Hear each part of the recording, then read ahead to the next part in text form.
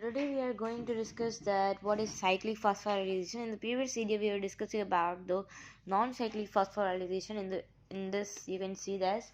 So we are done with that. So in this only the one PS is involved, that is PS1. Okay, PS1 is involved, which is photosystem 1.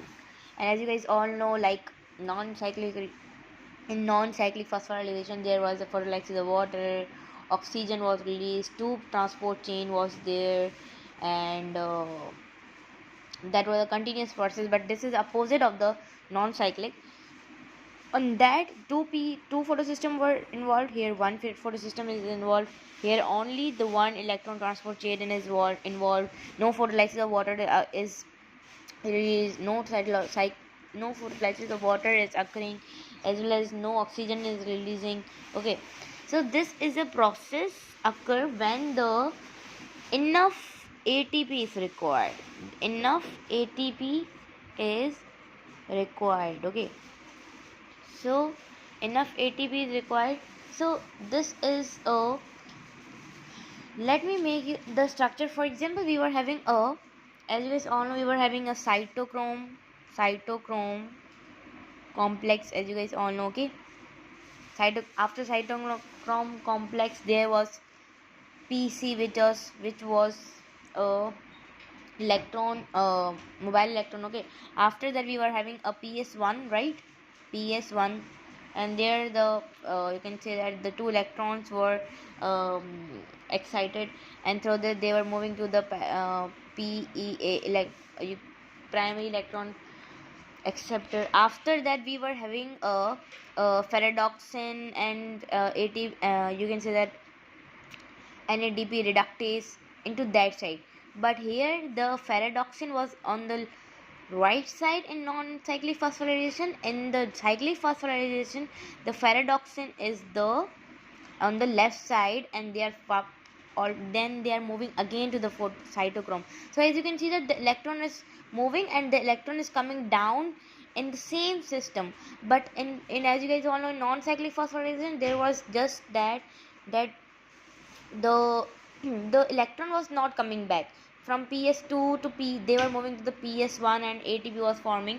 But here you can see that the electrons are moving back to the PS1. That is a difference, main difference in the cyclic and the non-cyclic phosphorylation. So this was the ferredoxin, as you guys all know. This was a mobile electron. So this is basically a difference into them. Okay, so this was a cyclic phosphorylation. So here no photolysis is occurring. Because photolysis of water is occurred when PS2 is there, but here the PS1 is there. So in PS1 there is no photolysis of water. Okay, no oxygen is getting released. Okay, no NADP H2 is producing. Okay, so this is just because of what? Because they all are occurring when the PS2 is there, but here the PS1 is there.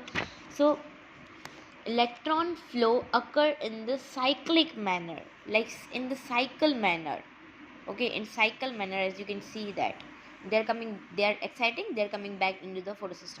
So that's the main difference in the cyclic phosphorylation and the non-cyclic phosphorylation. In cyclic phosphorylation, as you can see that there is only one electron transport chain, but in non-cyclic phosphorylation there were two electron transport chain there, and there the photolysis of water was occurring, but here you can see that no photolysis of water is there.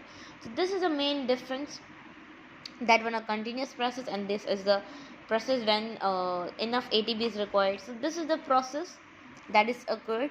So here we are done with the light reaction, but one topic is remaining before that, that is the chemio-osmotic hypothesis. We will be also doing that in the next video. After that the light reaction will be done. So light reaction is basically based on the non-cyclic phosphorylation and the cyclic phosphorylation, as well as the chemio-osmotic hypothesis. So in the next video I'll be discussing about the chemio-osmotic hypothesis, and the right reaction will be done. So in the next video we will be starting the dark reaction.